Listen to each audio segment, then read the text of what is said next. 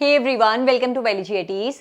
बच्चों, मुझे याद है कुछ वक्त पहले मैं 7 months preparation strategy for NEET 2025 related videos upload कर रही थी और आज अब वो टाइम आ गया है जब मैं last 7 days preparation tips for NEET 2025 video upload कर रही हूँ। टाइम कितना जल्दी चले गया पता ही नहीं चला बच्चों। इन आखिर के दिनों में भी कुछ दिन ऐसे होंगे जब एनटीए अपडेट्स रिलीज करेगा, सिटी इंटीमेशन स्लिप रिलीज होगी, एडमिट कार्ड रिलीज होगा, फिर एडमिट कार्ड में कैसे डिटेल्स फिल करनी है वो सारी चीजें आएंगी और उसके चलते भी तुम्हारे काफी ज्यादा दिन ऐसे ही निकल जाएंगे। तो पूरी कोशिश करना कि जब तक वो अपडेट्स वाला सिलसिला शुरू नहीं हुआ है तुम फुल कॉन्सेंट्रेशन के साथ प्रेपरेशन पर ध्यान दे रहे हो, क्योंकि एक बार वो एडमिट कार्ड रिलीज होना, सिटी इंटीमेशन स्लिप निकलना, वो सब चीजें शुरू हो गई ना तो कहीं ना कहीं तुम्हारा पढ़ाई से थोड़ा बहुत डिस्ट्रैक्शन हो जाएगा। तो इन आखिर 7-8 दिन की अहमियत को समझते हुए तुम लोग अपने नीट 2025 की प्रेपरेशन करना बच्चों। इन आखिर के दिनों में लाया गया कॉन्फिडेंस, पुट किए गए एफर्ट्स तुम्हारा कहीं ना कहीं नीट 2025 का स्कोर जरूर बूस्ट करेंगे। नीट 2025 ड्रेस कोड और नीट 2025 में कौन से आइटम्स कैरी करने हैं, कौन से आइटम्स कैरी करने अलाउड नहीं होते हैं, उसके रिगार्डिंग वीडियोस मैंने ऑलरेडी अपने चैनल पर अपलोड कर दी है। इस वीडियो के पिन कमेंट सेक्शन में भी मैं उन वीडियोस का लिंक प्रोवाइड करा दूंगी, एक बार आप उन वीडियोस को भी जरूर चेक कर लीजिएगा।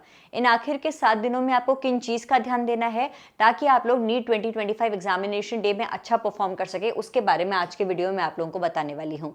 हमेशा हर कोई प्रेपरेशन स्ट्रैटेजी के बारे में बताता है, लेकिन इस चीज पर कोई फोकस नहीं करता है कि जब तक सेहत अच्छी नहीं रही तब तक प्रेपरेशन चाहे कितनी भी अच्छी क्यों ना चली जाए हम अपना 100% आउटपुट नहीं दे पाएंगे। तुम लोगों का सिलेबस कंप्लीट हो चुका होगा, तुमने रिवीजन कर लिया होगा, ढेर सारे मॉक टेस्ट दे रहे होंगे, लेकिन एग्जाम से ठीक एक दिन पहले अगर तबियत खराब हो गई तो सब धरा का धरा रह जाएगा। इसीलिए अगले 7-8 दिन तक, जब तक तुम्हारा नीट का पेपर देके तुम घर नहीं आ जाते हो, तब तक एक चैलेंज ले लो कि तुम लोग कोई भी जंक फूड नहीं खाओगे, कुछ भी तला भुना खाना नहीं खाओगे, बहुत ज्यादा ठंडी चीजें नहीं खाओगे, कुछ भी ऐसी चीज नहीं करोगे जिसकी वजह से तुम्हारी तबियत खराब हो। घर का ताजा खाना खाओ, अपने आप को हाइड्रेटेड रखना, मौसम बदल रहा है, गर्मियां स्टार्ट हो गई है, जितना ज्यादा हो सके पानी पीते रहना। तो take proper care of your health. इन आखिर के 7-8 दिनों में तुम्हारा हेल्दी रहना बहुत ज्यादा जरूरी है बच्चे। अब वो टाइम आ गया है जब ना तुम्हें अपने रूटीन में थोड़ा सा चेंज भी लाना है। कैसे? तुम्हारा नीट का पेपर दोपहर में होता है, दोपहर 2 से 5 के बीच में होता है, और आप में से काफी बच्चे ऐसे हैं जिनको दिन में सोने की आदत है या फिर दिन में हैवी डाइट लेने की आदत है, दाल चावल खाने की आदत है, और उसके बाद फिर सुस्ती आती है। अब जिस भी दिन तुम इस वीडियो को देख रहे हो उस दिन से लेकर जब तक तुम्हारा नीट का पेपर नहीं हो जाता है तब तक अब से तुम लोग दिन में जो 2 से 3 बजे का टाइम होता है तुम्हारा लंच वाला टाइम, उस टाइम पर कोई लाइट मील लोगे। तुम लोग ब्रेकफास्ट हैवी करोगे ताकि दिन में तुम्हें ज्यादा भूख ना लगे। तुम लोग क्या करोगे बच्चों, एग्जामिनेशन सेंटर पर आप सभी नीट एस्पिरेंट्स 11-12 बजे के लिए पहुंच जाते हैं। जब तक तुम्हारे एग्जामिनेशन हॉल के अंदर एंट्री नहीं हुई है तब तक तुम अपने पास कुछ फ्रूट्स कैरी कर सकते हो, जैसे कि तुमने ग्रेप्स कैरी कर दिए या फिर कोकोनट वाटर लेकर चले गए, अपने आप को हाइड्रेटेड रखा, कुछ कुछ लाइट खाते रहे ताकि एनर्जेटिक फील कर सको।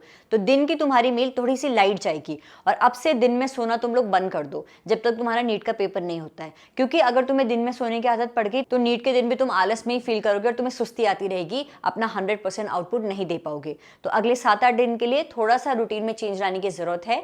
दिन में हैवी मील नहीं लेना है और दिन में सोना नहीं है। अगर तुम लोगों ने मॉक टेस्ट देने शुरू कर दिए हैं तो वो मॉक टेस्ट 2 से 5 के बीच में इस वाले ड्यूरेशन में ही दो, क्योंकि इसी ड्यूरेशन में तुम्हारा नीट का पेपर होता है बच्चों। अब से तुम्हें सिर्फ और सिर्फ रिवीजन पर फोकस करना है। जितना कुछ भी तुमने पढ़ लिया है हर दिन के रिवीजन टारगेट सेट करो और रिवीजन करना शुरू करो। कोई बच्चा है जिसके अभी कुछ कुछ टॉपिक्स बाकी हैं और वो टॉपिक्स उस बच्चे को लगते हैं कि दी थोड़े से इजी है, मैं कवर कर लूंगा लास्ट मिनट प्रिपरेशन के जरिए भी, या फिर वो बहुत हाई वेटेज कैरी करते हैं और तुम्हें लगता है कि लास्ट मोमेंट में भी मुझसे हो सकते हैं, तो उन सभी टॉपिक्स की भी लिस्ट बना दो और एक डेडलाइन रख लो 29 अप्रैल। 29 अप्रैल तक कुछ ऐसे टॉपिक्स हैं जो कि तुम्हारे अभी तक अनटच्ड थे लेकिन तुम्हें लग रहा है कि तुम इजिली पढ़ लो या फिर हाई वेटेज कैरी करते हैं वो टॉपिक्स और तुम्हें लगता है ये रटने वाले टॉपिक्स हैं, लास्ट के दिनों में भी कवर हो सकते हैं, तो उनको फटाफट 29 अप्रैल तक कवर कर लो। वैसे तो मैं हमेशा सजेस्ट करती हूँ कि अब तुम लोग सिर्फ रिवीजन पर फोकस करो, लेकिन वही अगर तुम्हें लग रहा है कि कुछ टॉपिक्स हैं जो कि मैं रट कर अभी फटाफट कवर कर सकता हूँ, स्पेशली बायोलॉजी के कोई हाई वेटेज टॉपिक्स जैसे प्रोसेसेस हैं या फिर फाइटो हार्मोन्स के फंक्शंस हैं जिनको तुम्हें रटना है, समझने की जरूरत नहीं है, तो उनको भी तुम 29 अप्रैल तक डेडलाइन रखो कि इसके बीच कवर कर लोगे। उसके बाद सिर्फ और सिर्फ रिवीजन पर फोकस करोगे। जिन बच्चों का सिलेबस कंप्लीट हो चुका है every alternate day full syllabus mock test papers लगाना शुरू कर दो, और जिनका अभी तक सिलेबस कंप्लीट नहीं हुआ है आप सभी बच्चे 27 अप्रैल से हर दिन एक full syllabus mock test paper जरूर लगाएंगे। प्रीवियस ईयर पेपर भी हर बच्चा करके जाएगा, एटलीस्ट प्रीवियस 5 ईयर पेपर्स 2020 से लेकर 2024 तक के पेपर्स तो तुम लोग जरूर करते जाना बच्चों।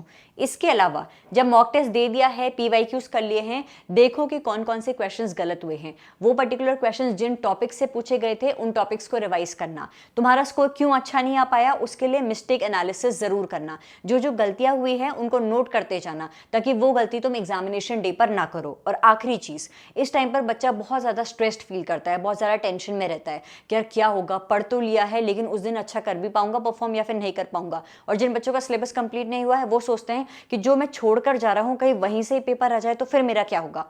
इस टाइम पर जितना हो सके अच्छा सोचो, बुरा सोचोगे तो फिर जितना अच्छा होना होगा वो भी अच्छा नहीं हो पाएगा, क्योंकि वो नेगेटिविटी तुम्हें अच्छा करने से रोकेगी। अपनी प्रिपरेशन के बारे में अच्छा सोचो, ये भरोसा रखो कि जितना कुछ भी तुम पढ़कर जा रहे हो वहां से जो भी क्वेश्चन आएगा मुझे बस वो क्वेश्चन अच्छा करके आना है। जितनी प्रिपरेशन मेरी अभी तक हुई है एटलीस्ट उस लेवल का स्कोर तो मैं लेकर आऊं।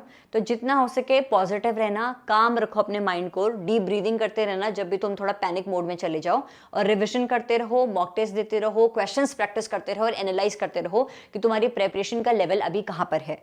आप में से जो भी बच्चे हैं जिन्हें की बायोलॉजी का क्विक रिवीजन करना है, वो सभी बच्चे मेरे YouTube चैनल के प्लेलिस्ट सेक्शन में जाकर बायोलॉजी की यूनिट वाइज प्लेलिस्ट जो मैंने अपलोड करी हुई है उसके जरिए हर एक यूनिट का क्विक रिवीजन कर सकते हैं।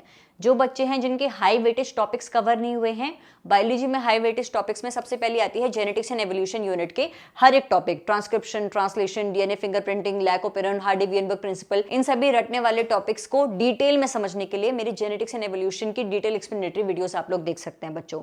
इसके अलावा बायोलॉजी के तुम्हें full syllabus mock test papers देने हैं तो मेरे Telegram channel biology at ease पर लगातार 2-2 दिन के गैप में मैं आप लोगों को एनसीईआरटी बेस्ड क्वेश्चंस के बायोलॉजी के full syllabus mock test papers की पीडीएफ्स प्रोवाइड करा रही हूं। 22 अप्रैल को 90 एनसीईआरटी बेस्ड बायोलॉजी के क्वेश्चंस की पीडीएफ्स आप लोगों को ठीक रात 9 बजे मेरे Telegram channel biology at ease पर मिल जाएगी। उसके बाद अगली मॉक टेस्ट की पीडीएफ आप लोगों को 25 अप्रैल को मिलेगी। ये शेड्यूल है, आप स्क्रीनशॉट ले सकते हैं। 22 अप्रैल, 25 अप्रैल, 28 अप्रैल, 1 मई, 3 मई, इस तरीके से हम लोग बायोलॉजी के फुल सिलेबस मॉक पेपर्स कर रहे होंगे। 3 मॉक पेपर्स ऐसे होंगे जिनमें मैं आप लोगों को सिर्फ और सिर्फ नीट के प्रीवियस 10 ईयर क्वेश्चंस पूछ रही होंगी। तो देखो कि पिछले सालों के क्वेश्चंस के बेसिस पर या फिर एनसीईआरटी बेस्ड तुम बायोलॉजी के जब क्वेश्चंस कर रहे हो क्या तुमसे क्वेश्चंस बन भी पा रहे हैं या फिर नहीं। इसके अलावा मेरे यूट्यूब चैनल के कम्युनिटी पोस्ट सेक्शन में भी लगातार 4 मई तक जो मैं आप लोगों को ये क्वेश्चंस पूछ रही हूँ बायोलॉजी के, ये सिर्फ और सिर्फ नीट के पीवाईक्यूज हैं बच्चों। तो तुम लोग जब भी फ्री हो या फिर तुम्हें स्क्रॉलिंग करने का मन कर रहा है तो स्क्रॉल भी ऐसी चीजें करो जो कि तुम्हारी नीट की प्रिपरेशन में मदद करे। जब भी फ्री बैठे हो, पढ़ने का मन नहीं कर रहा है, बस स्क्रॉलिंग करते जाओ और क्वेश्चंस के आंसर मार्क करते जाओ। ये नीट के पीवाईक्यूज तुम सॉल्व कर रहे होंगे। तो बायोलॉजी में तो हर बच्चा 360 ऑन 360 टारगेट करेगा ही करेगा। ये एक ऐसा सब्जेक्ट है जो कि आखिर के 7-8 दिन में भी सुपर स्ट्रॉन्ग किया जा सकता है। थ्योरेटिकल बेस्ड सब्जेक्ट है ना बच्चों, जितना थ्योरी को पढ़ोगे उतना अच्छे से समझ में आएगा। तो मेक श्योर बायोलॉजी तो तुम सुपर स्ट्रॉन्ग आखिर के दिनों में कर रहे हो। रही बात फिजिक्स और केमिस्ट्री की, अपना फॉर्मूला चार्ट रेडी रखना, क्विक रिवीजन नोट्स रेडी रखना और आखिर के 7 डेज में सिर्फ और सिर्फ रिवीजन प्लस क्वेश्चन प्रैक्टिस पर फोकस करना बच्चों। इसके अलावा एनटीए कोई भी अपडेट रिलीज करता है रिगार्डिंग नीट 2025, मेरे चैनल पर ऑथेंटिक न्यूज़ आप लोगों को मिल जाएगी। Thank you so much for watching this video and stay tuned for upcoming videos. Thank you.